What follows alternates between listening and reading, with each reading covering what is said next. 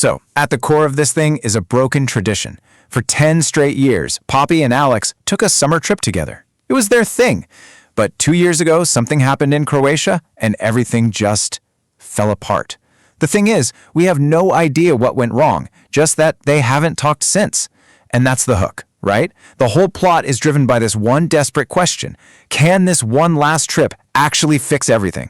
And this right here is everything.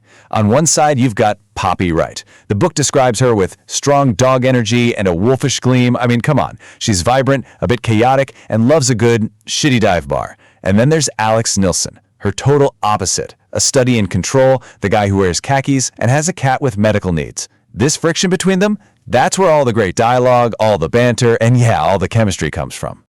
But, great characters alone don't make a bestseller. The real genius of this book, I think, is its engine, that dual timeline narrative. The way the author weaves the past and present is just masterful. It's not just telling a story, it's building suspense and this incredible emotional depth. So the whole book is this incredible balancing act. One chapter, boom, you're in this summer watching Poppy and Alex try to navigate this super awkward reunion. The next, you're zapped back in time to one of their past trips, and this creates this amazing tension. The present shows you all the hurt in the distance, but the flashbacks keep reminding you and them of this incredible, easy friendship they've lost.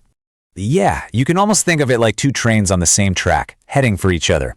The flashback chapters are basically a countdown, getting us closer and closer to whatever happened on that disaster trip to Croatia. So you're constantly on the edge of your seat, asking, what went wrong? Meanwhile, the This Summer story is moving forward, showing us their one last chance to fix it all. It's a mystery and a romance happening at the exact same time. And all this fancy structural work, it all serves one big purpose: to fuel the heart of the novel, that classic friends to lovers slow burn. I mean, this book is just a masterclass in it. It makes you ask the biggest question of all. If these two are so perfect for each other, why in the world did it take them more than 10 years? Right? That's the question that keeps you turning the pages.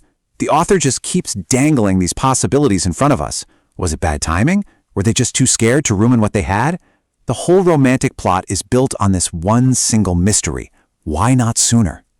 And it turns out the author herself kind of gives us the answer key in the reader's guide. Emily Henry says, "I have an ardent appreciation for characters who grate and irritate and infuriate until the moment they suddenly don't." This quote, it feels like a direct shout out to movies like When Harry Met Sally. It's not about love at first sight. It's about a messy, complicated, deep friendship that slowly, sometimes painfully, becomes something else. And that slow transformation, it's built piece by piece with all these little moments. The flashbacks are just loaded with scenes that crackle with stuff they're not saying. Faking being a honeymooning couple, sharing one tiny bed in a hot apartment, the crazy jealousy they both feel whenever someone else comes into the picture, like Sarah or Trey. Every one of these moments just piles on the tension, making you just want to shout at the book, "Just kiss already!" Okay, but here's the thing. If you think this book is just a romance, you're kind of missing the biggest part. It taps into something way deeper, way more universal, and that's this core theme of finding home. This is where the story gets really special. It completely redefines what home even means. It's arguing that home isn't a place, it's a person. It's that feeling, that super rare feeling of being completely and totally seen and accepted. It's your safe harbor. And again, the author lays it all out for us in the reader's guide, writing, "It's less about the places we go, but most of all, it's about the ones who stay, who become home." That line right there, you could argue that's the thesis statement for the entire novel.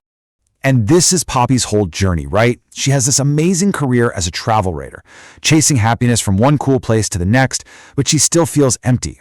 Her journey is about realizing that all the stamps in her passport can't fill a void that only a person can. The real trip wasn't to some exotic location. It was always about getting back to Alex. And this whole idea, this whole theme, it all comes down to one perfect, simple line from Alex. After all those years of misconnections and unspoken feelings, he just looks at her and says it. "You are my home." I mean, wow.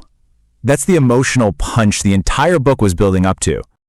All right, so let's put all the pieces back together. We've seen how they work individually. Let's look at the final blueprint here. What really makes this thing work so well? It's like a perfectly built engine where every part has a job. You start with the classic opposites attract dynamic for that initial spark and witty banter. You power it with the dual timeline to build suspense and make you really care about their history. You fuel that engine with the slow burn tension of a decade of near misses, so when they finally get together, it feels earned. And you ground the whole thing in this universal theme of finding home, which takes it from a simple love story to something we can all connect with. So in the end, the book leaves us with this really simple but pretty profound idea. It suggests that our greatest journey isn't to a destination on a map, but to a person. It makes you think, and it leaves you with a question that sticks around long after you finish the book. Who is your home?